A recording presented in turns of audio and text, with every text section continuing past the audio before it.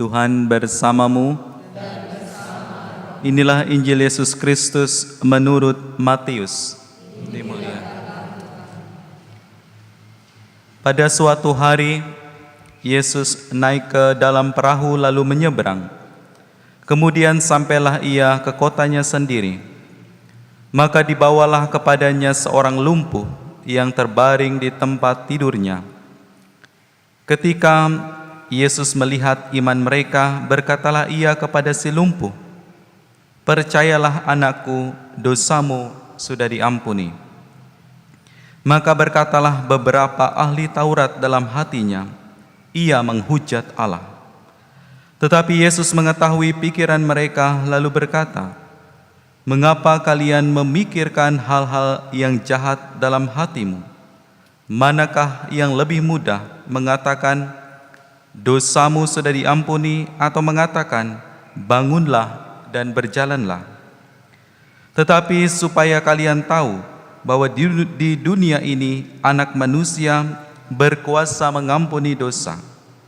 Lalu berkatalah ia kepada si lumpuh, "Bangunlah, angkatlah tempat tidurmu, dan pulanglah ke rumahmu."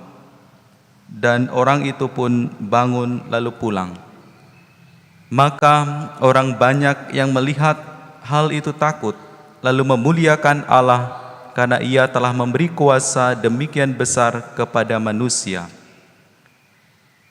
Demikianlah Injil Tuhan.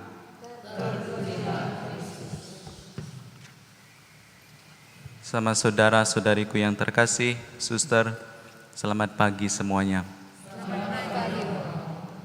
Di Filipina, kebetulan saya tugas di Filipina, ada seorang pendeta yang sangat terkenal. Dia mendirikan sebuah gereja yang dinamakan The Kingdom of Christ. Lalu dia sering menyampaikan bahwa dia adalah the appointed son of God dan juga pemilik dunia ini.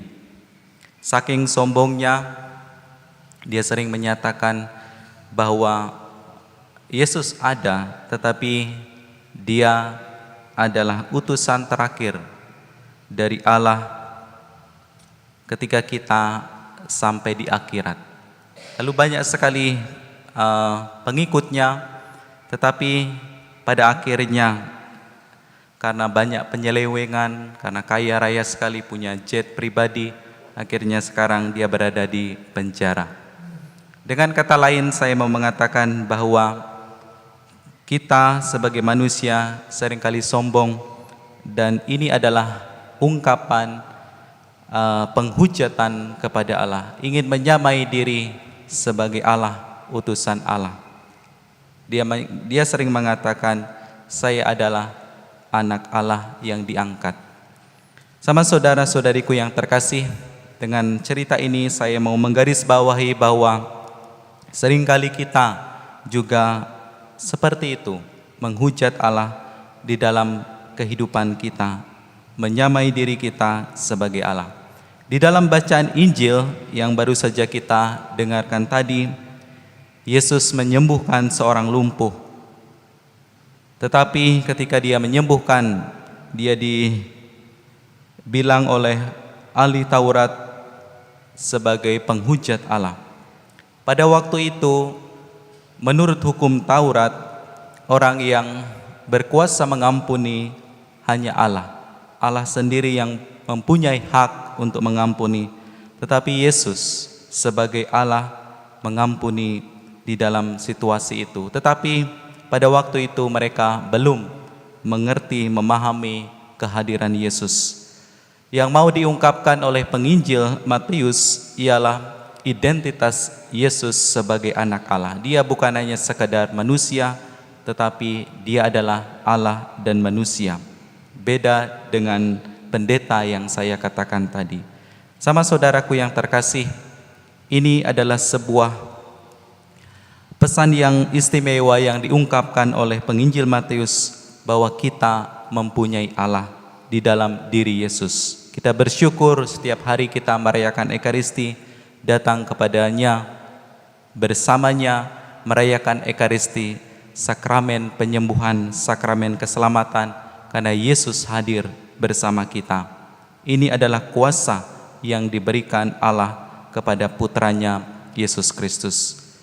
Dan suatu hal yang menarik juga bahwa sebelum melakukan penyembuhan, Yesus mengampuni dosanya. Dalam arti bahwa ada hubungan antara sakit dan dosa. Karena penderitaan terbesar manusia bukanlah penderitaan fisik, tetapi akibat dosa.